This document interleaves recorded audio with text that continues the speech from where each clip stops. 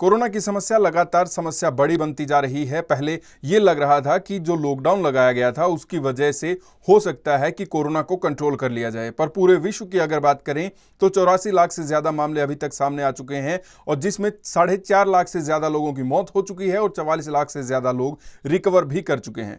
भारत की अगर बात करें तो 3,67,000 से ज्यादा मामले अभी तक कोरोना संक्रमित के आए हैं, जिनमें 12,000 से ज्यादा लोगों की मौत हो चुकी है और 1,94,000 से ज्यादा लोग अभी तक रिकवर कर चुके हैं। हरियाणा की अगर बात करें तो 10,000 के करीब पॉजिटिव का मामला जो है वो पहुंच चुका है। मौत की बात करें तो 130 लोगों की अभी तक कोरोना से मौत हो चुकी है और रिकवर करने वाले करीब 4,000 लोग हैं जो कि रिकवर कर चुके हैं।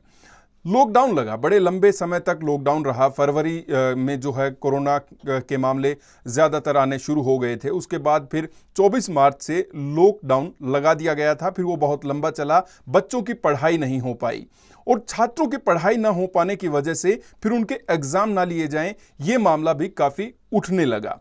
एनएसयूआई ने इस मुद्दे को काफी प्रमुखता से उठाया और हाईकोर्ट तक ये मुद्दा गया। फिर अब ये हो चुका है कि फाइनल ईयर के स्टूडेंट्स के ही एग्जाम होंगे और जो बचे हुए स्टूडेंट्स हैं फर्स्ट ईयर सेकंड ईयर के, उनको प्रमोट कर दिया जाएगा लास्ट सेमेस्टर के हिसाब से देखते हुए।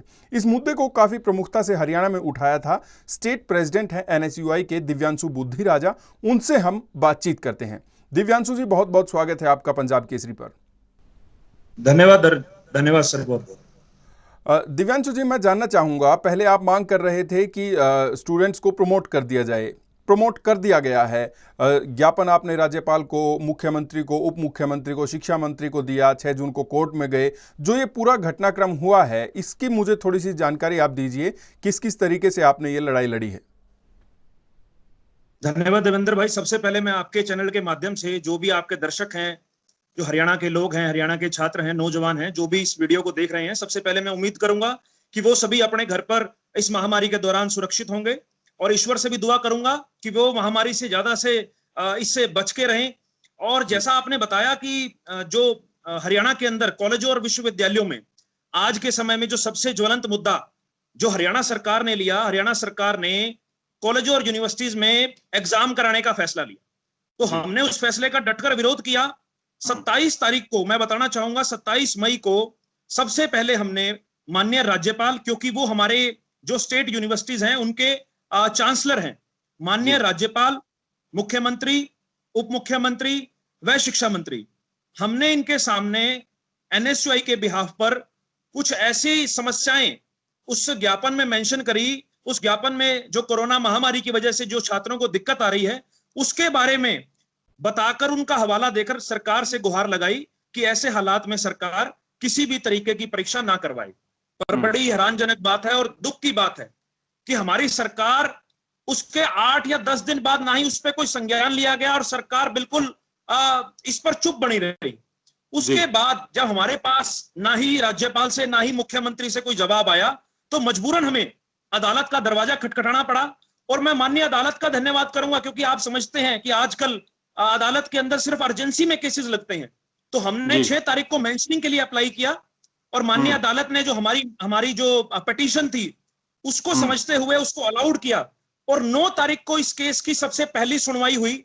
और देवेंद्र भाई, आपको सुनकर बहुत हैरानी होगी कि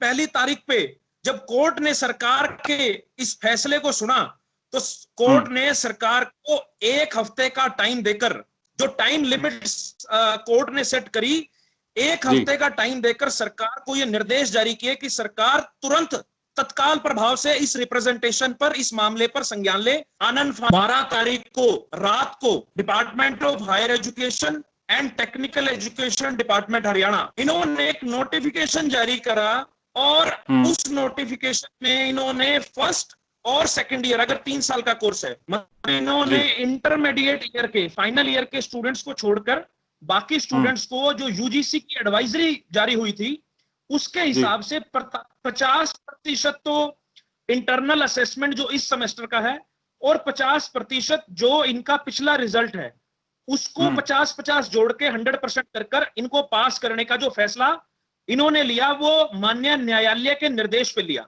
उसके बाद जो एक बहुत बड़ा ब्लंडर उस नोटिफिकेशन में हरियाणा सरकार ने करा है, हरियाणा सरकार ये कहती है कि फाइनल ईयर के जो फाइनल सेमेस्टर के स्टूडेंट हैं जिन्होंने इस साल अपीयर होना था, उनमें से जो स्टूडेंट मूल निवासी हरियाणा के बाहर का है, जैसे हरियाणा से बाहर दिल्ली, गुजरात, राजस्थान, अलग अलग प्रदेशों से हमारे यहाँ छात्र पढ़ने आते हैं, तो हरियाणा सरकार कहती है कि बाहर का विद्यार्थी जो हरियाणा में पढ़, उसे तो फाइनल सेमेस्टर के उस विद्यार्थी को तो हम प्रमोट कर देंगे लिखित परीक्षा के बिना, पर जो हरियाणा का विद्यार्थी है, जिसका डोमिसाइल हरियाणा का है, जो अपने आप को गर्व से हरियाणवी कहता है, उसको लिखित परीक्षा देने परीक्षा केंद्रों में आना पड़ेगा। तो ये कैसा फैसला हरियाणा सरकार ने, मुझे लगता है कि बिना सोच समझ के, और इसके क्या प्रभाव रहेंगे, उनको बिना सोचे समझे सरकार ने ऐसा फैसला ले लिया। अब मैं आपके चैनल के माध्यम से माननीय खट्टर साहब से बात पूछना चाहूंगा कि खट्टर साहब, क्या Haryana corona free state declare हो चुका है? क्या खट्टर साहब ये गारंटी ले क्या WHO कोई ऐसी गाइडलाइन है कि हरियाणा में अगर एक जिले से व्यक्ति दूसरे जिलों में भारी संख्या में विद्यार्थी जाएंगे तो उसमें कोरोना नहीं फैले? और हरियाणा की क्या ट्रांसपोर्ट व्यवस्था इतनी दुरुस्त है कि जब एक गांव से उठकर एक विद्यार्थी अपने परीक्षा केंद्र में जाएगा तो क्या वो समय पे पहुंच पाएगा?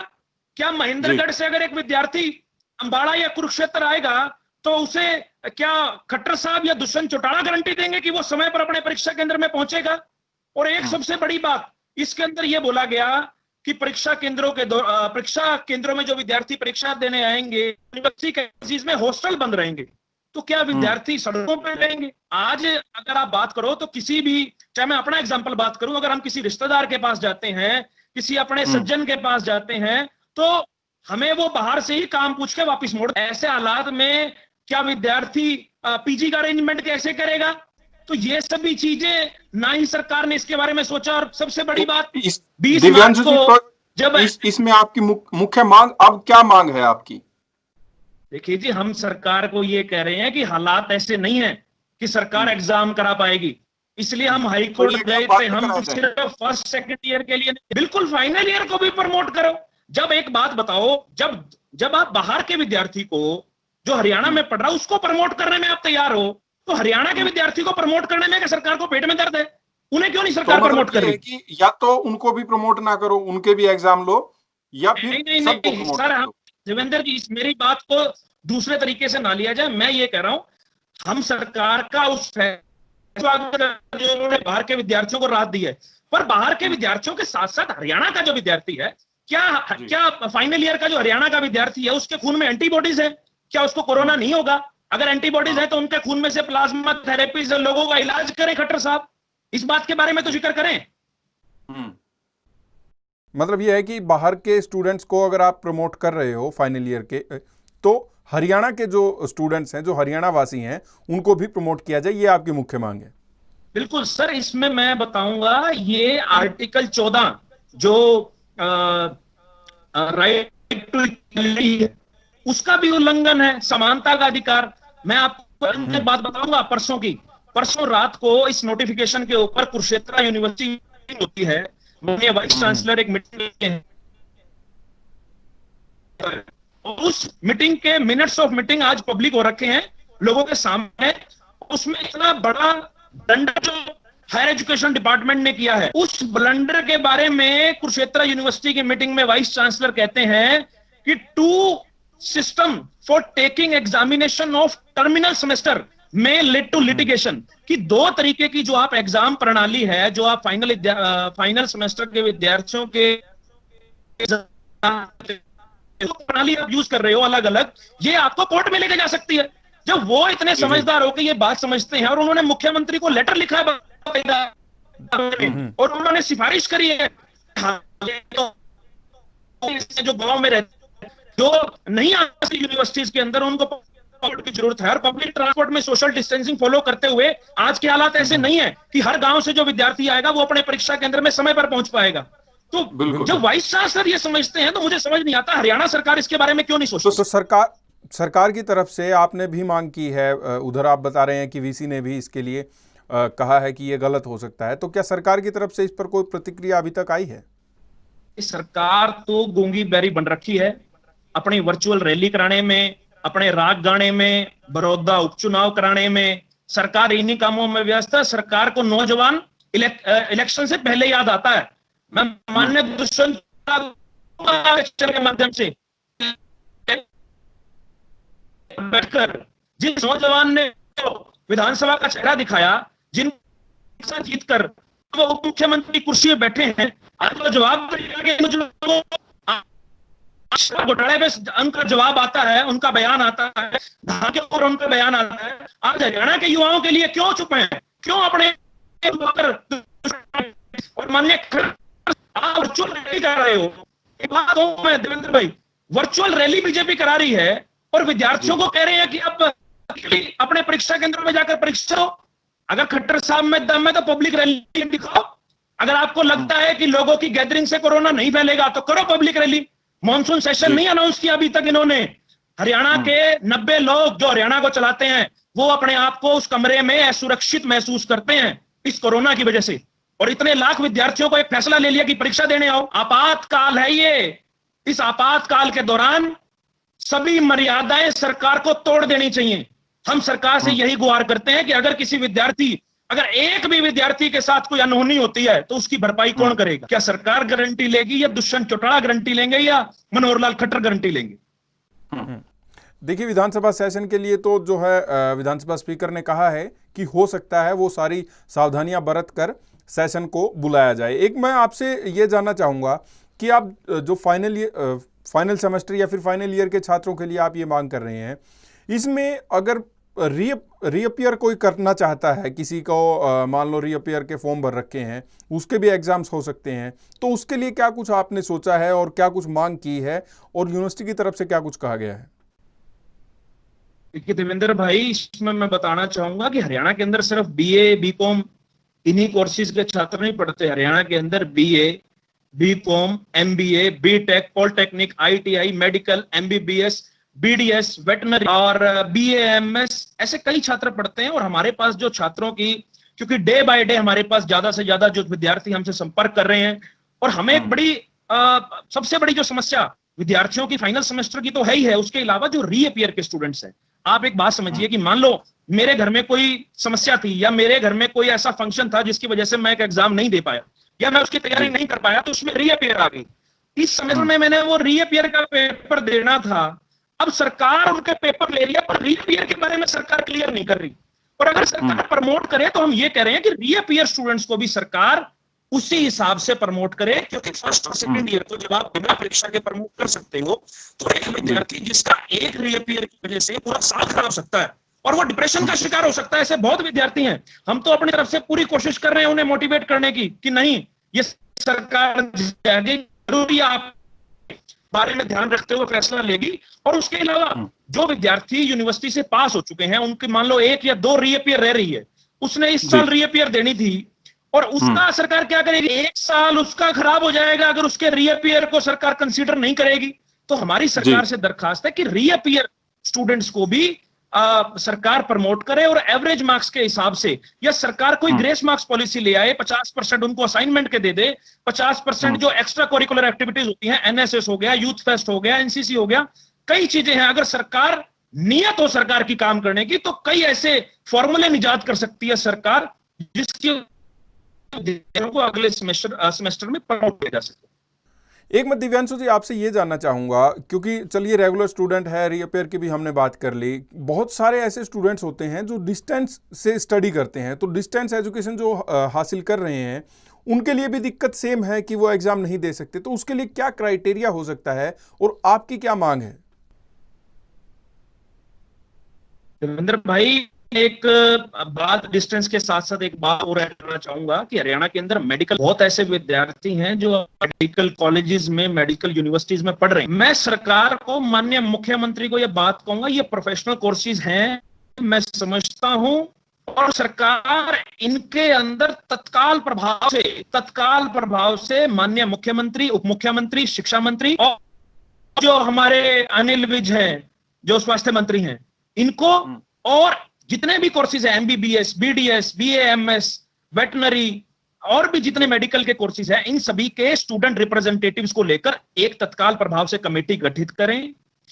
और जो मेडिकल एजुकेशन एंड रिसर्च के जो सेक्रेटरी हैं उनको बुलाए और इनकी जो काउंसिल्स हैं, जैसे मेडिकल काउंसिल ऑफ इंडिया है, डेंटल काउंसिल ऑफ इंडिया है, फार्मेसी काउंसिल ऑफ इंडिया है, CCIM है, इनके एक एक रिप्रेजेंटेटिव को बुलाकर स्टूडेंट्स के सामने बैठकर कोई ऐसा तरीका निजात करे सरकार जिससे इन विद्यार्थियों का साल भी बच जाए और इनके स्वास्थ्य के साथ भी कोई खिलवाड़ ना हो। क्योंकि ये विशेषज्ञ जो है, मैं अपने आप को भी इसमें मेडिकल लाइन का विशेषज्ञ नहीं समझता, ना ही मुख्यमंत्री है और ना ही उप मुख्यमंत्री है, बिल्कुल लाइन के विशेषज्ञ हैं, उनके साथ बैठ के ही इसके बारे में कोई फैसला लिया जा सकता है। और उसके अलावा जो डिस्टेंस एजुकेशन की बात करी, बिल्कुल डिस्टेंस एजुकेशन का जो विद्यार्थी हरियाणा में जिसने एडमिशन लिया है, कई ऐसे प्रोफेशन के लोग हैं जो अपना किसी और प्रोफेशन में है पर उन्होंने डिस्टेंस एजुकेशन के राही किसी कोर्स में एडमिशन ले रखा है, उनके लिए भी आज दुविधा है। तो सरकार रेगुलर वालोों के लिए कोई ऐसा एक्सपेरिमेंट सेट करे, कोई ऐसा एग्जाम्पल सेट करे कि जिसको हम प्रतिबिंब बनाकर इमेज हम जो है वो एज इट इज जो है डिस्टेंस एजुकेशन वालों के लिए फॉलो करा सके और उनके भी एग्जाम हम विदाउट रिटर्न एग्जाम उनको भी हम अगले सेमेस्टर में प्रमोट कर सके।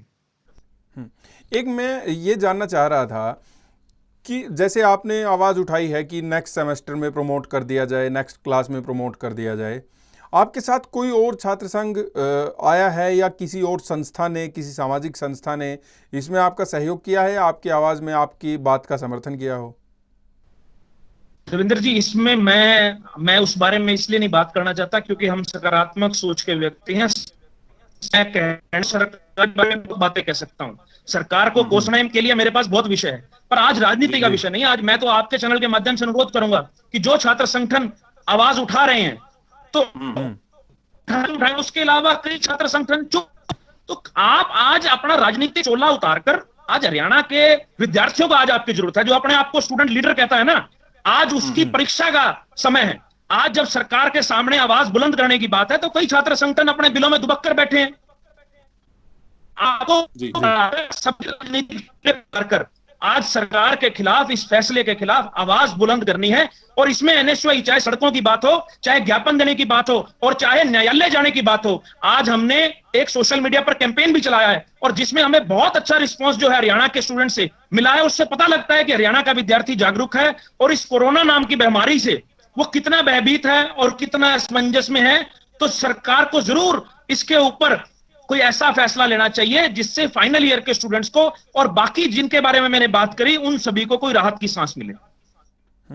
एक जब हमारी पिछली बार बातचीत हुई थी आपसे तो तब आपने कहा था कि बाहर के स्टूडेंट्स थे जो दूसरे राज्यों के थे और क्योंकि हॉस्टल्स बंद हो गए थे और उनके खाने की बड़ी दिक्कतें थी तो आप लोग उनकी मदद कर रहे थे। अभी उन स्टूडेंट्स का क्या है, क्या वो वापस अपने घर जा चुके हैं या किसी कोई और व्यवस्था सरकार की तरफ से की गई है, किसी संस्था की तरफ से की गई है उनके लिए? देवेंद्र भाई, उसमें से काफी लोग, मैं अगर बात करूं तो 90-95% जो स्टूडेंट है वो लगभग अपने घरों में जा चुका है। जो थोड़े बहुत विद्यार्थी हमारे पास कोई ऐसी कॉल्स आती हैं तो उनकी हम भी करने हैं, पर ज्यादातर विद्यार्थी जो है वो अपने दूसरे प्रदेशों में जहां उनका बसेरा है, जहां उनका घर है, जहां उनका परिवार है, तो ईश्वर की दया से वो सुरक्षित हैं अपने घरों में और अपने घरों में वो पहुंच चुके हैं। एक मेरा ये सवाल था कि आत्मनिर्भरता की बात लगातार प्रधानमंत्री नरेंद्र मोदी कर रहे हैं, अन्य नेता, बीजेपी के नेता, अगर प्रदेश के नेताओं की बात करें, वो भी कह रहे हैं कि आत्मनिर्भर बनना चाहिए। एक तरफ आप ये बात कह रहे हैं कि बिना एग्जाम लिए स्टूडेंट्स को आगे प्रमोट कर दिया जाए, तो मेरा ये सवाल था कि क्या उनका सही से मूल्यांकन हो पाएगा और क्या वो इतने काबिल बन पाएंगे अगर एग्जाम नहीं लेते? तो क्या हमें ये पता लग पाएगा कि वो इतने काबिल हैं कि वो आत्मनिर्भर बन सके, आगे अपना रोजगार खुद शुरू कर सके, दूसरों को रोजगार दे सके? इस पर आपका क्या कहना है? मैं एक बात सरकार को बताना चाहूंगा, ये एक बार 1947 में जब हिंदुस्तान और पाकिस्तान का विभाजन हुआ था तो 1948 में फिरोजपुर में रिलीफ कैंप लगे थे। उस समय बाढ़ आ गई थी वहां पर फिरोजपुर में, तो पंजाब यूनिवर्सिटीज ने अपने स्टूडेंट्स को जो है विदाउट एग्जाम अगले सेमेस्टर में प्रमोट कर दिया था और जो फाइनल ईयर के स्टूडेंट्स थे उन्हें भी लास्ट सेमेस्टर में, लास्ट ईयर में पास कर दिया था और उन्हें यह कहा गया था कि आप लोग बाढ़ के अंदर लोगों की सेवा करें और उस सोशल वर्क के हिसाब से जो है स्टूडेंट्स के मार्क्स लगाए गए थे। आज आप और मैं और इस प्रदेश का हर विद्यार्थी जो अपने घर में 2.5 महीने से लॉकडाउन की पालना कर रहा है, तो वो भी अपने आप में एक सोशल वर्क है। हम अपने आप को हर तरीके की सुख सुविधाओं से जो सरकार के निर्देश हैं उनका पालन कर रहे हैं। तो वो भी एक सोशल वर्क है। सरकार को इसको भी दिमाग में रखते हुए, इसको भी जो है इसकी भी पैमाइश करते हुए सरकार को फाइनल सेमेस्टर के सभी विद्यार्थियों को, रीअपियर के विद्यार्थियों को, और जो पास आउट हो चुके हैं उनकी रीअपियर है, जिनकी पेंडिंग है, उन सभी विद्यार्थियों को बिना लिखित परीक्षा के इस कोरोना महामारी देखते हुए अगले सेमेस्टर में, अगले सेशन में पास कर देना चाहिए। एक दिव्यांशु जी, अंत में मैं आपसे ये जानना चाहूँगा, सरकार लगातार आत्मनिर्भर बनने की, रोजगार बनाने की, रोजगार पैदा करने की बात कह रही है। कोरोना इतनी बड़ी समस्या है कि पूरे विश्व पर इसका अर्थव्यवस्था के आधार पर देखें या फिर वैसे देखें तो बहुत बड़ा नुकसान हुआ है, बहुत जो है अर्थव्यवस्था पटरी से उतर गई है। तो ज़रूरत है कि आत्मनिर्भर बना जाए, ज़रूरत है कि रोजगार ज़्यादा बनाए जाएं। आपको क्या लगता है, सरकार जो कदम अब उठा रही है कोरोना काल के बाद, हालांकि ख़त्म नहीं हुआ है, तो क्या वो कदम काफ़ी हैं और क्या क्या सरकार कर सकती है कि रोजगार पैदा हो, आत्मनिर्भर बन सकें? देखिए जी, जो सरकार कदम उठा रही है, सबसे पहले तो सरकार रोजगार छीनने का काम कर रही है। आज हरियाणा के अंदर कितने ऐसे रोज हम सुनने को आता है, कभी पीटीआई जो टीचर्स हैं उनका ले लो, कभी कोई इंडस्ट्री बंद हो रही है। तो हम सरकार से तो हम यही अनुरोध करते हैं कि आपने रोजगार नहीं तो क्या पैदा करने हैं। कभी खट्टर साहब आके बोल देते हैं कि इस साल कोई नई भर्तियां नहीं होंगी, बाद में आके वो अपनी बात से मुकर जाते हैं। तो हम तो सरकार को इतना अनुरोध है कि सरकार कोई ऐसा फैसला ना ले जिसकी वजह से जो अभी रोजगार, जो लोग अभी जिनके पास रोजगार है उनका ना रोजगार छिने। और कम से कम हम विद्यार्थियों का ध्यान रखें कि जिन्होंने आगे आने वाले समय में हरियाणा का भविष्य बनाना है, उन विद्यार्थियों के ऊपर सरकार जरूर ध्यान दे और कोई भी ऐसा फैसला ना ले जिससे हरियाणा के किसी भी घर का किसी भी चिराग जो है उसके ऊपर कोई आंच आए। तो मेरी सरकार से यही गुजारिश है। चलिए, हम भी उम्मीद करते हैं कि कोरोना के इस काल से जल्द ही छुटकारा मिले और जो पहले से नॉर्मल था, नॉर्मल जीवन था, आम जीवन था, वो फिर से चल पड़े। दिव्यांशु बुद्धिराजा, आप हमारे साथ जुड़े, बहुत बहुत शुक्रिया। धन्यवाद सर।